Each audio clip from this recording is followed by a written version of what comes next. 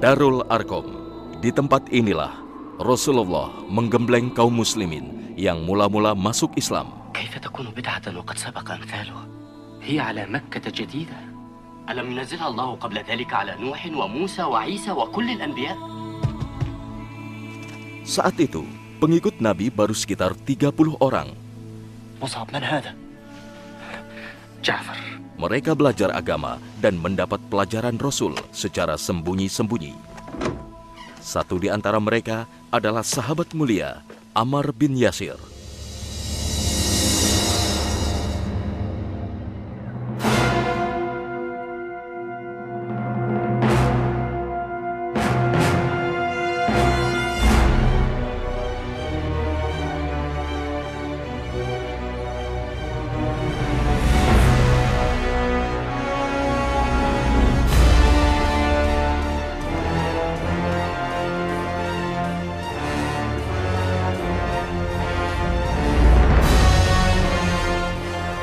تخرج أنت يا عمار. Di rumah Al-Arqam bin Abi Arqam, sekitar 36 meter sebelah timur Bukit Sofa inilah sahabat mulia Ammar bin Yasir menyatakan diri memeluk Islam. Malam itu, menjelang subuh, Ammar kembali ke rumahnya. Yasir sang ayah dan ibunya Sumayyah merasa cemas dengan kebiasaan Ammar yang selalu keluar rumah di malam hari dan kembali pada dini hari. عمار أين كنت؟ أمك لم تنم ليلتها قلقا عليك. أين كنت؟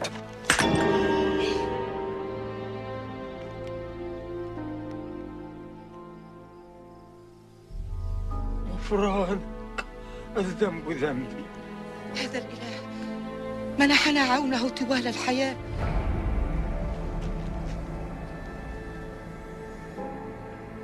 ولكنه لم يمنح نفسه عونا يخجلني أن أعبد هذا. الإله الحق هو الذي يدرك الأبصار ولا تدركه الأبصار.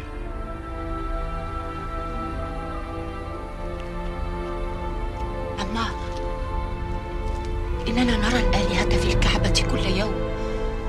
عمار، بدأت أخشى عليك. أنت تصغي لقوم يدفعونك إلى الهلاك. أنا أصغي لمحمد يا أماه. محمد، مكة كلها تشهد إنه الصادق الأمين، إنه الذي يتصدق ويؤثر على نفسه، إنه يقرأ السلام على كل الناس، ولكنني لا أرضى أن يخطئ في حق الآلهة. الآلهة؟ أي آلهة هذه التي ترضى أن يموت الإنسان جوعا، أن يخدع الغني الفقير، أن يرهب القوي الضعيف؟ أتراها آلهة هذه التي تبيح للآباء قتل بناتهم بلا ذنب ولا جريرة؟ أتراها آلهة هذه التي تحرم النساء حرية اختيار الصالحين وترضى بأن يكرهن على حياة أفضل منها الموت؟ وأمك لم تكره على شيء كما أظن.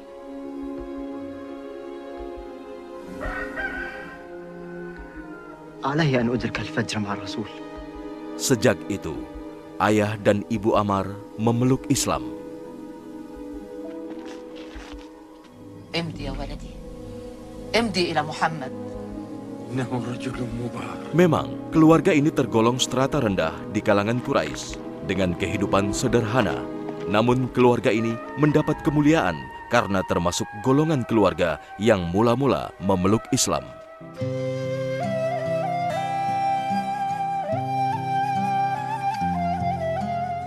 Ammar putra Yasir ini secara nasab berasal dari Yaman, karena Yasir ayahnya Ammar itu adalah Al-Mudhiji Al-Ansi Al-Yamani, berasal dari Yaman. Kedatangan ayahnya dari Yaman menuju Mekah, saat itu ayahnya datang dari Yaman ke Mekah bersama dua saudara ayahnya, dua saudara Ammar, dua saudara Yasir. Ketika mereka datang bertiga itu dalam rangka mencari saudara mereka yang ada di Mekah. Setelah itu kemudian dua saudaranya yang bersama Yasir itu pulang lagi ke Yaman, tapi Yasir menetap di kota Mekah sampai nanti Yasir mendapatkan seorang istri yang merupakan budak dari Mughirah dari masyarakat Bani Makhzum Quraisy, yaitu yang bernama Sumayyah. Yang Sumayyah itu juga nanti menjadi salah seorang sahabat wanita radhiyallahu anha, bahkan menjadi menjadi orang yang pertama syahid dalam Islam, yaitu seorang wanita Sumayyah yang dulunya adalah budak. Dan kemudian nanti lahirlah Ammar. Ammar itu lahir dan otomatis nanti menjadi dia ikut berlindung di bawah keluarga besar Bani Makhzum yang notabene ini adalah majikan dari ibunya dulu saat menjadi budak. Jadi kehidupannya biasa sekali ya, kalau terhitung sebagai masyarakat yang biasa, karena dia bukan bangsawan, dia juga tidak terkenal sebagai orang yang kaya raya seperti yang lainnya. Setidaknya dia hidup dalam kalangan masyarakat biasa. Wahai api, jadilah kau dingin dan selamat bagi Ammar, sebagaimana dulu engkau pernah selamat dan dingin bagi Ibrahim.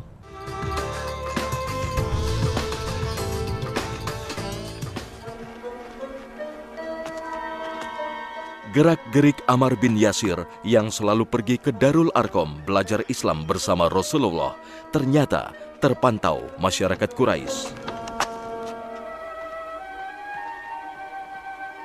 رجلان يتبعان.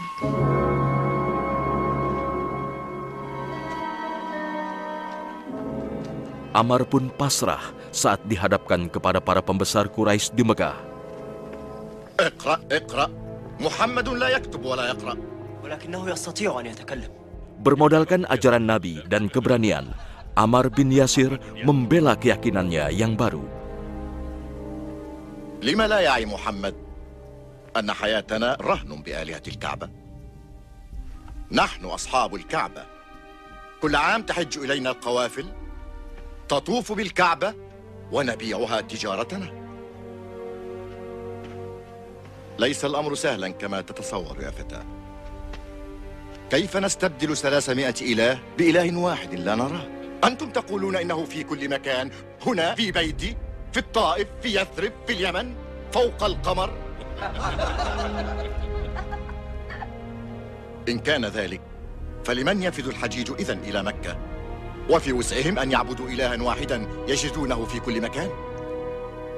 آلهة قريش عبادة وتجارة. ليس الله سلعة تباع وتشترى. ستعلمك السياط. احذر وانتبه يا فتى. عندي سؤال. سمعت أن هذا الأمي يقرأ لكم أن العبد يساوي سيده. بلال هذا الأسود الذي اشتريته بمالي يساويني؟ نعم، ما دام إنسانا. قال رسول الله: الناس سواسية كأسنان المشط. بلال، علم هذا الفتى ما هو الفرق بين سيد في مكة وبين عبد وضيع. أعطيه الصوت. اجلده جلدا لا يفوه بعده بكلمة. اجلده يا بلال. اجلده. Ucapan-ucapan Ammar di hadapan tokoh-tokoh Quraisy ternyata justru membekas di hati seorang budak, Bilal bin Rabah.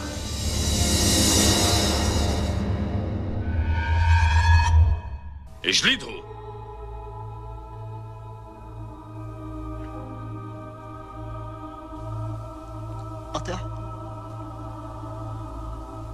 أطيعه يا بلال. Pengaruh Islam yang demikian memikat masyarakat Mekah membuat pembesar-pembesar Quraisy Mekah berang. فعلها. أبقى على نفسك. أرأيتم كيف دب الفساد في مكة حتى وصل إلى عبيدنا؟ حتى لو كنت إنسانا له آلهة فلن تكون غير آلهة سادتك. إنني أملك روحك وجسدك منذ اشتريتك يا بلال. سأعالجك.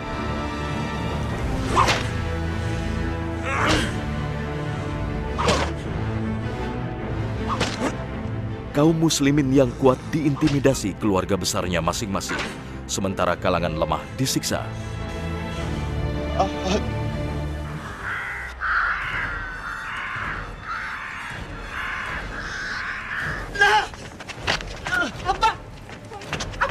Sumayyah, ibu Ammar, dan Yasir sang ayah diseret, dibawa ke padang pasir dan disiksa dengan berbagai macam siksaan. سمية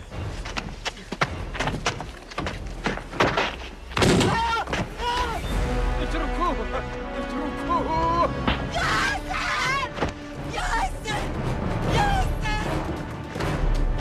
Ammar sendiri mendapat siksaan kejam. Tokoh-tokoh Bani Makhzum seperti Abu Jahal terus menyiksa ayah dan ibu Ammar agar mau kembali pada patung-patung kepercayaan Quraisy.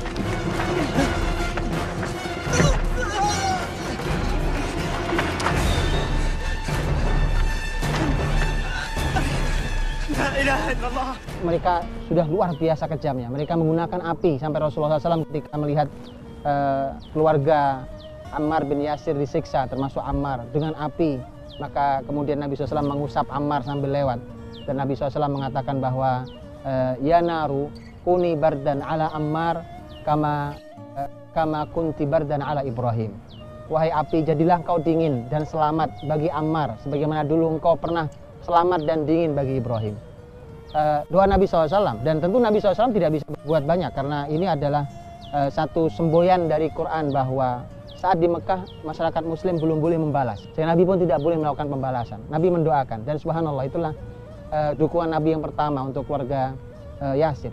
Suatu saat Nabi SAW kemudian melewati mereka sedang disiksa. Saat disiksa kemudian Nabi kembali menyampaikan dukungannya dan doanya. Bahkan kali ini Nabi menyampaikan jaminan surga. Sabran ala Yasir, fa inna mau'idakumul jannah. Sabarlah keluarga Yasir, janji tempat kalian nanti adalah di surga. Ayah dan ibu Ammar pun akhirnya meninggal dunia mempertahankan keyakinannya kepada Allah dan kerasulan Muhammad sallallahu alaihi wasallam. أشهد أن لا إله إلا الله وأشهد أن محمد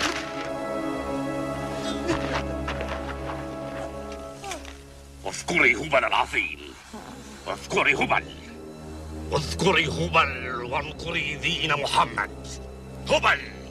لا إله إلا الله. Sejarah mencatat wafatnya Sumayyah, ibu Ammar, merupakan mati syahid pertama dalam Islam.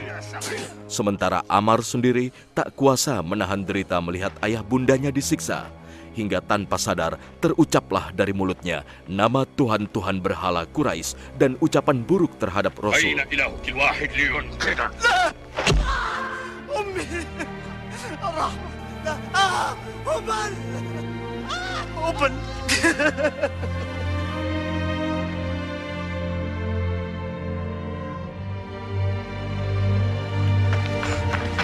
Ammar pun lemas dan menyesali apa yang telah diucapkan.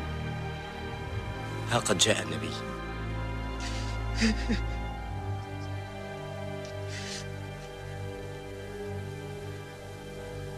يا رسول الله، كيف أرفع رأسي في حضرتك وقد نلت منك وذكرت آلهتهم بخير؟ كيف؟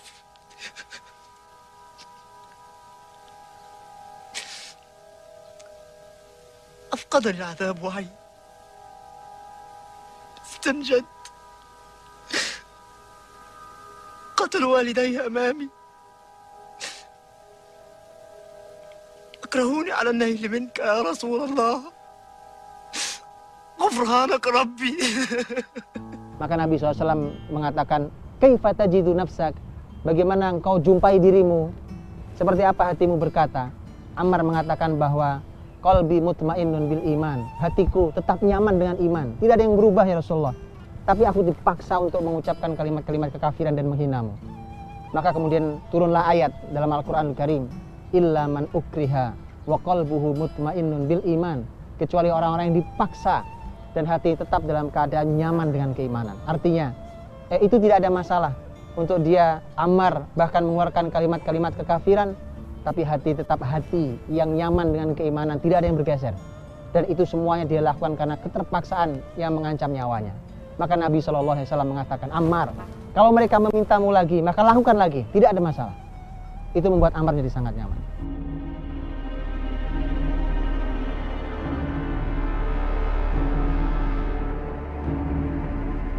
Intimidasi dan siksaan yang bertubi-tubi dialami kaum muslimin membuat Rasul memerintahkan mereka untuk berhijrah ke negeri Habasyah pada tahun 5 kenabian.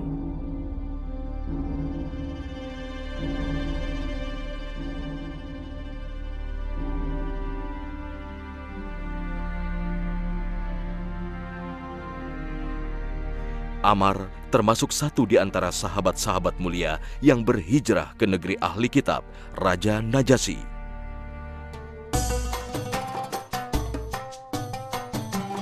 Ammar bin Yasir kemudian ikut berhijrah ke Madinah, bergabung dengan Rasul. Sesampainya di Kuba, Ammar termasuk orang yang ikut serta membangun Masjid Kuba, masjid pertama dalam Islam.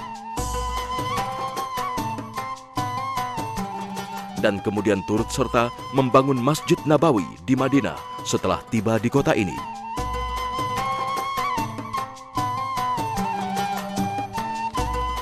يأبى إلا أن يواصل العمل. يعلمنا أن العمل عبادة. في 53. وكم عمرك أنت؟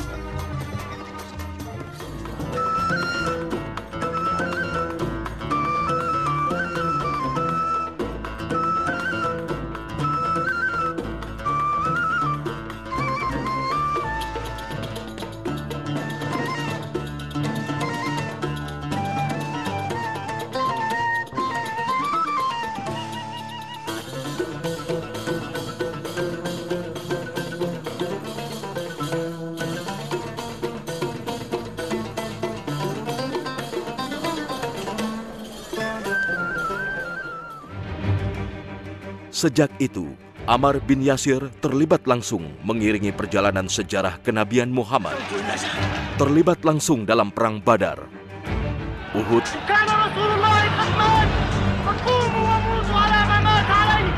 dan tak pernah absen di medan jihad lainnya, bahkan setelah Rasul wafat. Kesabaran dan ketulusannya membela agama dan Rasulnya mendapat tempat tersendiri di hati Rasulullah Sallallahu Alaihi Wasallam. Suatu saat datang ingin menemui Nabi, kemudian Nabi bertanya, siapa yang mau ketemu dengan saya? Ammar ya Rasulullah. Kemudian Nabi SAW mengatakan, ahlan ya thayyibal mutayyib. Selamat datang wahai orang yang baik, lagi dia baik pada orang lain. Jadi Nabi SAW pun menyampaikan, subhanallah, kalimat yang pujian yang sangat tinggi untuk Ammar bin Yasir. Dia orang baik, disaksikan Nabi SAW. Dia adalah orang yang thayyib. Bahkan Nabi SAW menyebutnya, Ammar itu orang yang baik di seluruh kehidupannya, dari awal hingga akhirnya. Dan kita lihat bahwa dari semua kebaikan dia, dari semua kesabaran itu, didikan Nabi SAW itu, saat nanti dia menjadi pejabat di zaman Umar, dia hidup juga dengan cara sangat baik, penuh dengan kesabaran. Bahkan dia hidup dengan cara sangat sederhana. Saat dia menjadi pemimpin di Kufah, saat itu ditemani oleh sahabat Abdullah bin Mas'ud, dia menjadi pemimpinnya di Kufah, maka Ammar bin Yasir, ada orang yang menyaksikan, Ammar bin Yasir suatu saat dia membeli makanan itu diikat dengan tali, kemudian digotong sendiri dengan punggungnya, dibawa ke rumah. Pemandangan pemimpin Islam, seorang gubernur zaman itu, begitulah pemandangan seorang Ammar bin Yasir radhiyallahu anhu. Dan saat Ammar dipecat oleh Umar, saat itu karena Umar tahu persis bukan Ammar yang berbuat. Itu hanya tuduhan masyarakat Kufah yang memang masyarakat Kufah seringkali bermasalah. Seringkali mereka mempermasalahkan pemimpin mereka, seringkali mereka mengadukan banyak hal. Bahkan mereka sering mengadu domba antara khalifah dengan pemimpin mereka.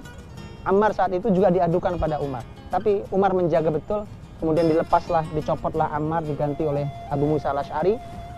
Kemudian Umar bertanya pada Ammar, asa'aka al-azl ya Ammar, apakah kamu merasa tidak nyaman dengan pemecatan ini? Kata Ammar, tidak ya Khalifah. Jadi Umar ingin mengatakan bahwa saya menggantimu karena masyarakat seperti itu keadaannya, maka aku menggantikan kamu. Jadi begitulah Ammar, hatinya lapang, jiwanya penuh kesabaran, orangnya baik, dan berujung pada surga Allah Subhanahu wa Ta'ala. Di usianya ke-94, Ammar akhirnya wafat saat membela Khalifah Ali bin Abi Thalib dalam perang Siffin. Hal ini sebenarnya telah disampaikan oleh Rasulullah Shallallahu Alaihi Wasallam. Rasul pernah menyampaikan saat Ammar disiksa di kota Mekah, Rasul mengatakan taqtuluka fi'atun baghiyah. Kamu Ammar akan dibunuh oleh kelompok yang melampaui batas. Kelompok yang melampaui batas. Maka kemudian terjadilah dalam sebuah peperangan, perang Siffin, peperangan yang terjadi antara sahabat Nabi SAW. Ini adalah peperangan yang berawal dari ijtihad, tapi kemudian keadaan di lapangan menjadi sangat berubah, sulit keadaannya, sampai terjadi harus terjadi sebuah peperangan. Kemudian Ammar bin Yasir saat itu ada di pihak Ali bin Abi Thalib radhiyallahu anhu. Dan saat di awal peperangan, saat itu Ammar bertemu dengan seorang wanita. Kemudian Ammar meminta air karena dia haus, dia ingin minum. Wanita itu memberikan susu. Ammar mengatakan, Rasulullah Shallallahu Alaihi Wasallam pernah bersabda kepadaku bahwa minuman terakhir yang kau minum di dunia ini adalah susu. Jadi Ammar sudah mengatakan di awal peperangan bahwa seakan dia ingin mengatakan mungkin ini adalah hari terakhirku, karena Nabi pernah mengatakan yang terakhir kau minum di dunia ini adalah susu. Subhanallah, minumannya pun minuman yang sangat mulia.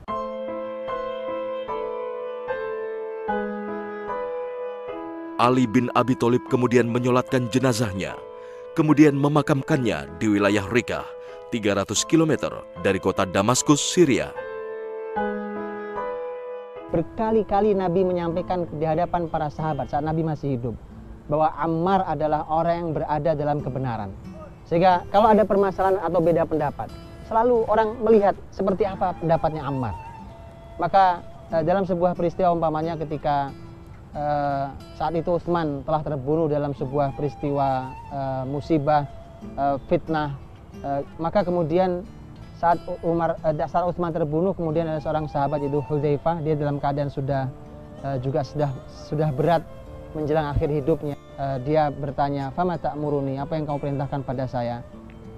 Kemudian disampaikan kepadanya, saya telah mendengar Rasulullah Shallallahu Alaihi Wasallam bersabda, Abul Yaqdhan alal fitrah, Abul Yaqdhan alal fitrah, Abul Yaqdhan alal fitrah. Abul Yaqdhan adalah panggilan untuk Ammar. Ammar berada di atas fitrah, Ammar di atas fitrah, Ammar di atas fitrah. Fitrah adalah kesucian. Jadi Ammar adalah orang yang suci, orang yang baik. Dia selalu di atas fitrahnya. Maka kemudian dia menjadi rujukan untuk diikuti. Seseorang pernah bertanya pada sahabat yang merupakan salah satu rujukan, Abdullah bin Mas'ud radhiyallahu anhu. Orang itu bertanya, kami ini telah merasa aman dari kezaliman. Artinya tidak ada orang yang menzalimi kami, negeri yang masya Allah bebas dari kezaliman. Tapi kami belum merasa aman dari fitnah, kalau ada fitnah terjadi. Maka bagaimana kalau fitnah terjadi?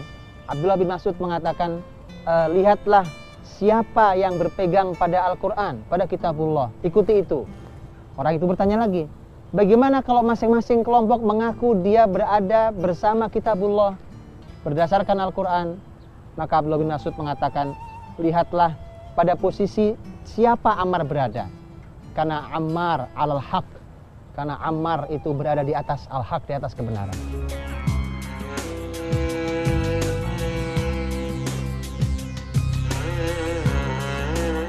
Ammar bin Yasir, seorang sahabat mulia yang mula-mula memeluk Islam. Berbagai cobaan dialaminya dari kaum musyrikin dan musuh-musuh Islam.